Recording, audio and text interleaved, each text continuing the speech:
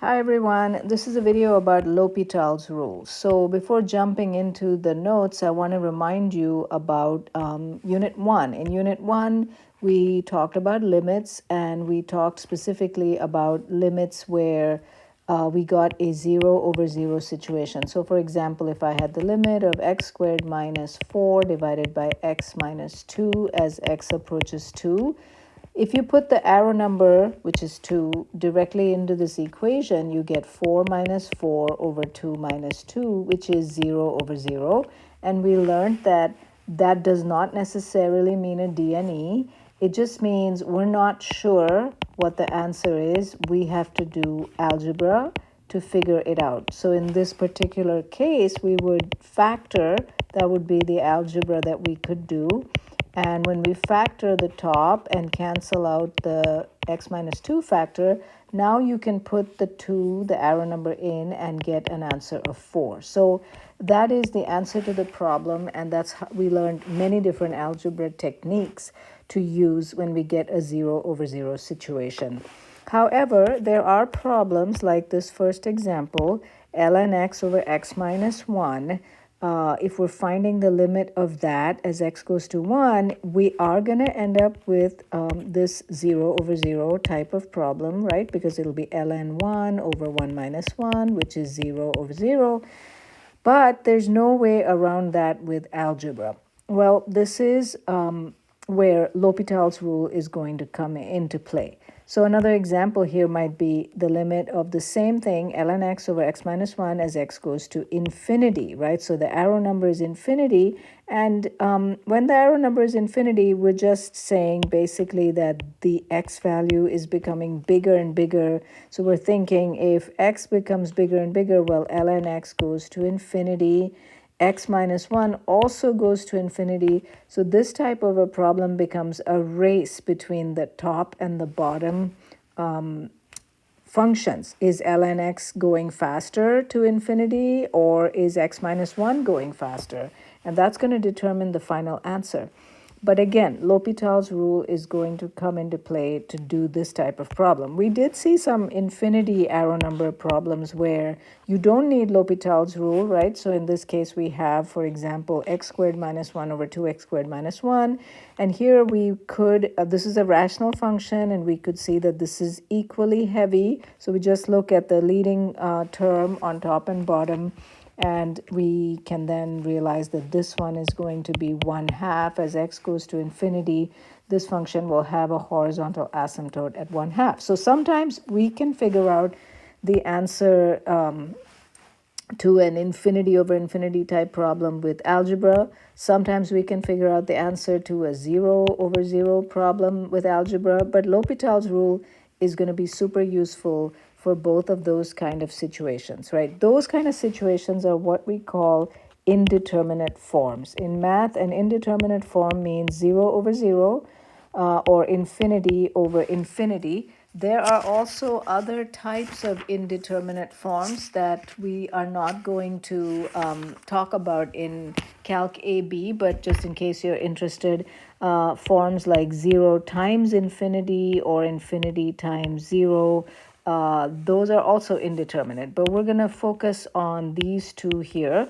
I want to make sure that you realize that 0 divided by infinity is not an indeterminate form, right? So if the top of a limit problem is going to 0 and the bottom is infinity, this final answer is going to be 0 because you're dividing a smaller and smaller top by a bigger and bigger bottom, and so the quotient is going to become smaller and smaller.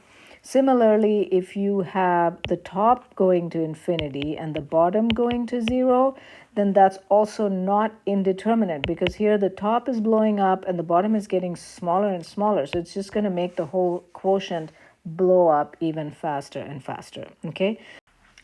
So again, 0 divided by infinity is not indeterminate, and infinity divided by 0 is also not indeterminate.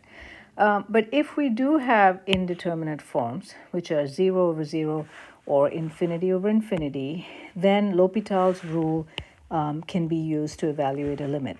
So what does L'Hopital's rule say? L'Hopital's rule says that if f and g are differentiable functions and if g prime is not equal to 0 and if the limit of f divided by g as x approaches a is an indeterminate form of type 0 over 0 or infinity over infinity, right? And it can be plus or minus. The top and the bottom can have whichever sign of infinity. If you have this situation, these are the three conditions, then the limit of f over g as x approaches a is going to be the same as the limit of f prime over g prime as x approaches a. So in other words, you can take the derivative of the top and the bottom separately and find that limit at the same arrow number, and you would get your answer. So why does this work? Let me try to give you a little proof, or just to convince you that this makes sense. Okay, so let's see if we can understand this rule a little better. So if we're talking about the limit of f of x over g of x as x approaches a, then basically we know that that is, the first thing we try to do is put this arrow number in and do f of a over g of a. But we're saying that this is coming out to be 0 over 0 for the case in which we can use L'Hopital's rule. So in other words, we're saying f of a and g of a are 0. And so let's think about what that means. So if you're thinking graphically, right, then we're at some arrow number a, and we have smooth functions like f, and another function g, right? And they're both going through this point, x is equal to a, and at that point, the y value is 0, right? So basically, these two functions have x-intercepts at x is equal to a. They cross the x-axis there. So now, if you think about what this means, since the functions are differentiable, really we're saying that if you zoom further and further into this area of the graph, right, then what you're going to be really seeing is two lines, right? We're going to see a locally linear f because it's differentiable, and anything that's differentiable is locally linear. And we're going to see a locally linear g, right, at this point x is equal to a. And notice again, f of a and g of a are both 0. So now if you think about what we're talking about when we say f divided by g, right, we're trying to find this ratio as x gets closer and closer to a. Well, really we're looking at this height here, f of x, divided by this height here, g of x, right? And so x is here. And so we're like getting closer and closer to a, and we're looking at this ratio of the black height to the red height. So you can see that this is really going to depend on the slopes of f and g, right? It's going to depend on the slope of that line. And so it's going to be f of x, right? This value up here, f of x, is going to be equal to really the slope of the black line times x minus a, because the slope of the black line is equal to f of x divided by x minus a. That's the rise over the run, right? The slope of the g line, m, for the g line is going to be g of x, right? G of x, that's the rise over the run. So the ratio is going to look something like this, right? And you can see that the x minus a's are going to cancel out. And so really we're left with the slope of the f line divided by the slope of the g line. And that, of course, is nothing other than the derivative, right? So the slope of the f line is f prime of a, and the slope of the g line is g prime of a. And that is in turn equal to the limit as x approaches a of f prime of x over g prime of x. Okay, so that's one way to prove or think about L'Hopital's rule. Another way would be more with an algebra proof, where again we start with this idea that for us to have a 0 over 0 situation, then f of a and g of a must both be 0. So then we can rewrite the limit, which we're trying to find, of f of x over g of x as x approaches a, we can just rewrite this as the limit as x approaches a of f of x minus f of a over g of x minus g of a, because these two things right here are 0. These two things are 0. So we can just put them in, and it doesn't change our initial equation. So why are we doing that? Well, we're doing that because then we can rewrite this as the limit as x goes to a, and I can divide both the top and the bottom by x minus a. So I get this right here.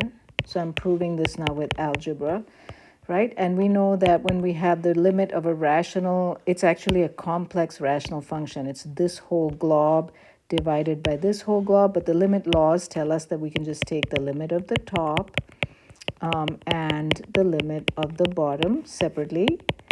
So I can do this. And when I do that, voila, I have nothing other than the derivative, right? This, you will recognize it as the definition of the derivative. It's the second definition of the derivative. So this is really going to be f prime of a, right, divided by g prime of a. Okay, so, and then that in turn is equal to the limit of f prime of x over g prime of x as x goes to a. Okay, and of course we do have to say that g prime of a cannot be equal to 0, because if it is, then you can't put in 0 in this denominator. So we have that condition. So anyway, I hope that that gives you some idea why L'Hopital's rule makes sense, why it works. And so now let's take some examples of how we apply it. L'Hopital is pictured here in this picture, and he's very famous for many reasons. One of them being the rule, and the other one being this incredible hair. This is quite some hair, and I know guys are having like longer and longer hairstyles recently, but I'm waiting for it to get back to this level here. So yeah, lots of interesting history around L'Hopital. So here we have, one other quick point is that L'Hopital's rule is valid not only when the arrow number is x approaches a, right? We can also have one-sided limits. So x can be approaching a from the right or from the left. And also, if the arrow number is infinity, that's still fine. L'Hopital's rule still works out. Okay, so let's apply L'Hopital's rule to some of the things that, some of these have already been done in other ways in Unit 1. But in Unit 1, this problem, limit of sine of x over x, you'll remember that this is a graph which looks like, it kind of looks like this and then like that, right? So it's like a tall kind of sine function, and then it's damped out on the two sides, and we have a hole here at x is equal to 0. And I just showed you this graph, and we looked at it graphically, and we said, yep, that makes sense that this limit is 1 graphically, right? But we didn't really prove it. Well, let's try this with L'Hopital's rule. So now I have, this is my f and this is my g. So if I do plugging in the arrow number, and this is critical in L'Hopital's rule, you do have to look at putting in this arrow number into the top function and say what happens. So in this case, let me just write another step. This becomes sine of 0, which is 0. You put the arrow number into the bottom, and you get 0 as well, right? So we do have an indeterminate form, and this is how I would write this problem. AP exams are actually really picky about how this is written, but we want to say indeterminate form of type 0 over 0. So L'Hopital's rule applies, and then we apply the rule. So the limit that we're trying to find, which is sine x over x as x approaches 0, is going to be equal to the limit of the top derivative, which is cosine x, over the bottom derivative, which is 1, as x approaches 0. And so then now we put in the arrow number, and cosine of 0 is 1. And so you can see that we proved what we already knew graphically, but we can now do it with algebra. Okay, this next one, let's check the top limit. So limit of 1 minus cosine x as x goes to 0 is 1 minus cosine of 0, or 0. Limit as x goes to 0 of x is 0. So we have an indeterminate form of, I'm just going to abbreviate that with IF, but on a test, please make sure you say indeterminate form of type 0 over 0. You do not want to say this equals 0 over 0. That would be incorrect notation. You want to say it's indeterminate form of type 0 over 0. L'Hopital's rule applies. And we can then apply the rule and say that this limit x goes to 0 of 1 minus cosine x over x is going to be equal to the limit as x goes to 0 of the derivative of the top. Notice I'm not applying the quotient rule. I'm just taking the derivative of the top, which is sine x, right? And the derivative of the bottom is 1. And so now I put in the arrow number, and I'll get sine of 0 over 1, which is 0 divided by 1, which is 0. Okay, so that's how we do that one. This next one, let's do the top limit as x goes to pi over 2 of 1 minus sine x is equal to 1 minus sine of pi over 2, which is 0. Limit as x goes to pi over 2 of 1 plus 2, or cosine 2x is 1 plus cosine of pi, which is 1 minus 1, which is 0. Okay, so we have an indeterminate form of type 0 over 0. And L'Hopital's rule applies. And now we apply the rule. I'll just write it here. So this becomes the limit as x goes to pi over 2 of derivative of the top is cosine negative cosine x, right? The 1 goes away, and then negative cosine x. And now on the bottom, the 1 goes away, and I have a chain rule. So negative 2 sine 2x. And now I'll try to put the arrow number in, and I get negative cosine of pi over 2 divided by negative 2 sine of pi.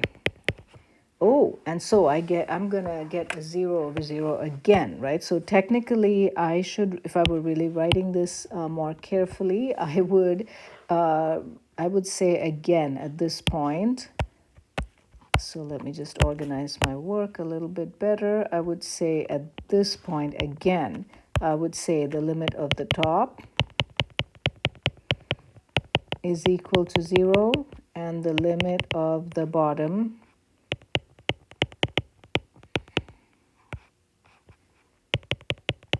is equal to 0, right? So again, you would say indeterminate form type 0 over 0, L'Hopital's rule applies. I'm going to just kind of cut and paste this.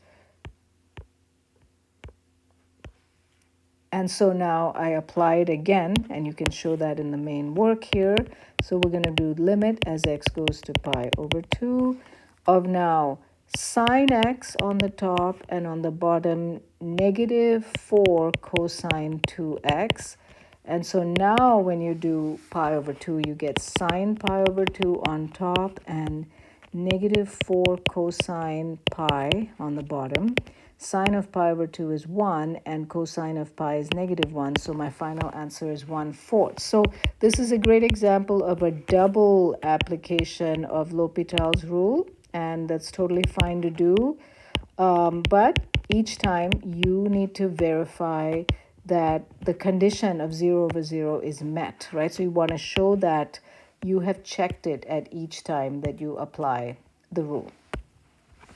Okay, let's do one where x is going to infinity. So the limit of e to the x. So this one is going to be a race to infinity. You know, the top's going to infinity, the bottom's also going to infinity. I think I told you back in Unit 1 that, you know, when it's a race like this, it just depends on which one is going faster. So in an exponential, the exponential is always going to trump the quadratic. So the top is going to blow up faster than the bottom. So the ratio here, you already kind of know intuitively it's going to go to infinity.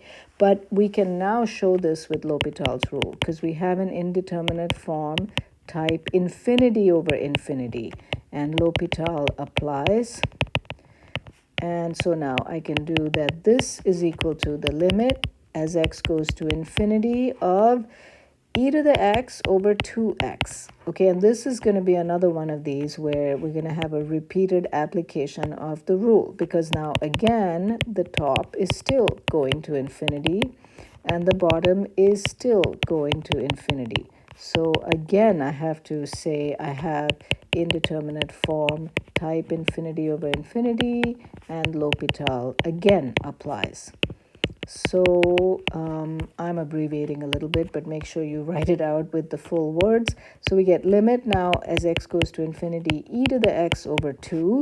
And now here we get infinity over 2, which really means the top is getting bigger and bigger and bigger, and the bottom is getting closer and closer to 2, which means the ratio is going to be growing without bound. So my final answer is infinity. Okay, I want to show you that there are times students really love L'Hopital's rule, and I don't blame you. It's a cool rule. But you can get a little L'Hopital happy and use it too readily, and if you do, then you'll get the wrong answer, right? So let's look at an invalid application of L'Hopital's rule. So here, by the way, first notice that I have an arrow number, which is a one-sided limit, and that's all good with L'Hopital. We know we can apply that if necessary. So we'll just try. With a one-sided limit, you just put in, when you're trying to do the top and the bottom, for example, here, you're just going to put pi in and see what happens, right? So we're going to go, this is sine of pi, and that's going to be 0. And the bottom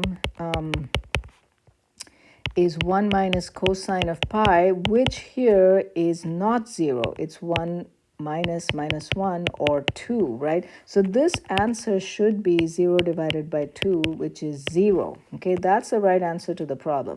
Let's see what happens if you don't check the 0 over, if you don't do that, you don't do the top and the bottom separately, you just go straight to applying L'Hopital's rule. Well, then you would say that this limit becomes the limit as x goes to pi from the left of cosine x over sine x, okay?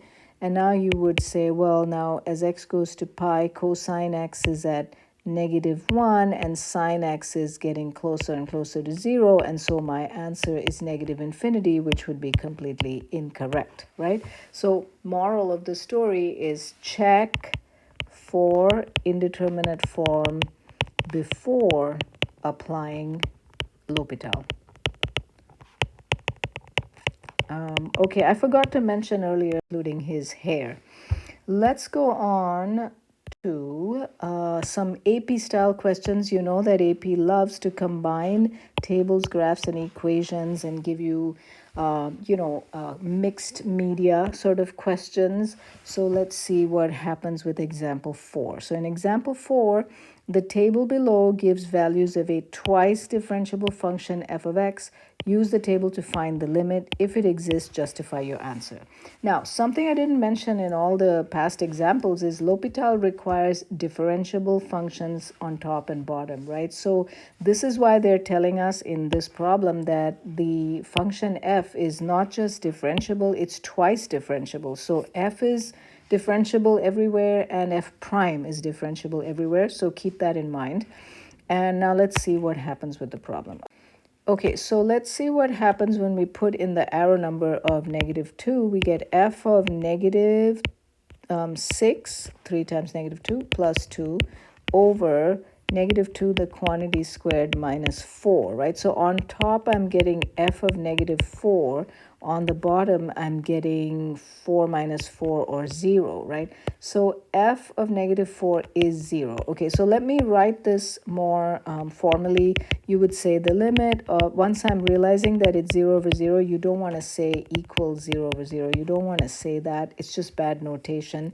You want to say it separately. The limit of the top is f of -4, which is 0, and the limit of the bottom is also 0. Okay, so we say those separately. So we have an indeterminate form, type 0 over 0, and L'Hopital's rule applies. And so let's now apply it, right? So this we know will be equal to the limit as x goes to -2 of f prime of 3x plus 2, but don't forget the chain, right? Because we have an out and an in to this function. So I need an out prime of in, right, times the in prime. Okay, so careful with all of that and get the right derivative, right? And then on the bottom, we just have 2x. So now, again, we're going to put in the top and the bottom. So let's do that over here. The limit of the top becomes, let's see, if we put in -2, then we're doing 3 times f prime of -6 plus 2 again, which is -4.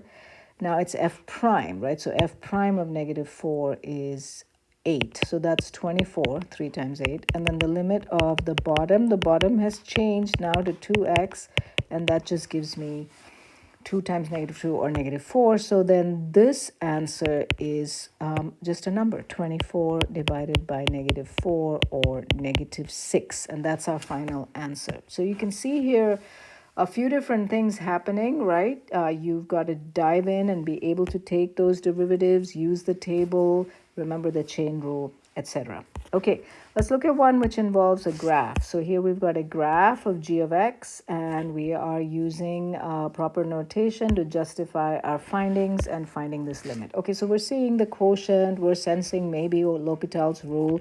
So we'll just make sure we write this correctly and say, let's check out what g of 3 is. Okay, g of 3 is looking like it is equal to 2, right? Because this is a graph of g, right? So I can tell that from the graph. Then I'm going to look at the bottom. That is equal to 0. So that means that we're in this situation that we were in Unit 1, where the top is 2 and the bottom is a small, in this case, a small, actually positive or negative number, right? Because you're approaching from both sides. So in other words, this answer has to be a DNE, right? Because this is a case where we have an asymptote at x minus 3 for this ratio function g over x minus 3. At 3, we have a situation where it's going to blow up going to infinity one way and negative infinity the other way. So we'd have to say that the actual answer here is DNE. Okay. All right, let's take, but L'Hopital's rule didn't apply, and that's the moral of the story, plus being able to use the graph. Next example looks a little daunting, but we will break it down. The figure shows the twice differentiable, again, cue that L'Hopital is usable, function g of x, and the line tangent to g of x at 0, 3, right? So 0, 3 is this point right here, and this is our line tangent to g at 0, 3. Find the value of this gobbledygook limit. Of course, it is a ratio, so immediately we're thinking, let's think about the top and the bottom and see what happens, see whether L'Hopital might come in handy, right? So I'll just take the top first. And so this, if I put in 0, I get g of 0, e to the 0, -0 is just 0, minus 3. The 3 stays there, right? Because that just doesn't depend on x. So looking at the graph, g of 0 is 3. And so this is 3 minus 3, or 0. The bottom is looking like 0, right? So I do have an indeterminate form, type 0 over 0. L'Hopital does apply. So now let me boldly take a derivative of the top. And now, careful here, because we have a product rule. So first times the derivative of the second, which will be negative e to the negative x, plus the second times the derivative of the first, which will be just g prime of x. The 3 goes away. On the bottom, 2x minus 2. Okay, so let me now do in red the top and the bottom of that function. So the limit as x goes to 0 of negative g of x, e to the negative x, plus e to the negative x, g prime of x. Let's check this out. negative g of 0, e to the negative 0, plus e to the negative 0, g prime of 0, okay? Well, we know the first part, that's just negative 3 times 1. E to the negative 0 is just 0. So this, it's just like saying e to the 0, which is 1. And so g prime of 0, though, that's the slope of this line that we see right here. And in a problem like this, it would be reasonable to approximate the slope using the graph, right? So we are going to look for a rise over a run. You're going to try to find nice convenient points. So I'm seeing that the graph goes right through 0, 3 and through negative 2, negative 1. So I'll use those to realize that my slope here is 2, 4 divided by 2. So this becomes negative 3 plus 2. And then my final answer for the top is negative 1. And then I'll do the bottom. The bottom is quite easy. That is just going to be negative 2 when we put in 0. So my final answer here is that this is going to be, I'm not using L'Hopital's rule. I'm just, it's a rational function. I'm just doing the limit of the top divided by the limit of the bottom. And I get negative 1 divided by negative 2, or 1/2, for my final answer. Okay, so there's another AP type mixed media critical thinking, take it step by step problem. Okay, so we are almost. Okay, so pause the video and try the takeaways.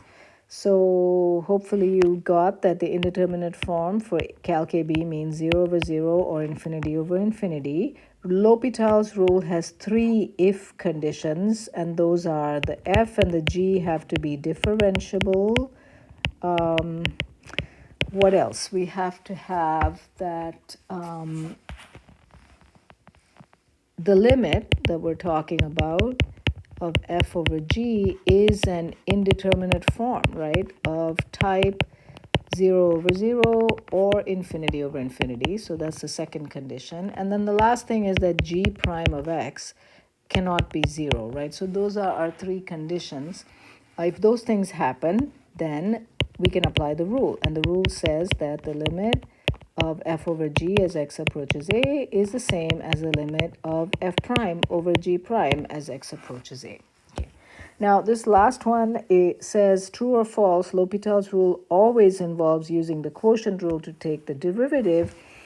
This is false, right? Most of the time, it doesn't involve the quotient rule at all, right? So we're not doing low d high minus high d low.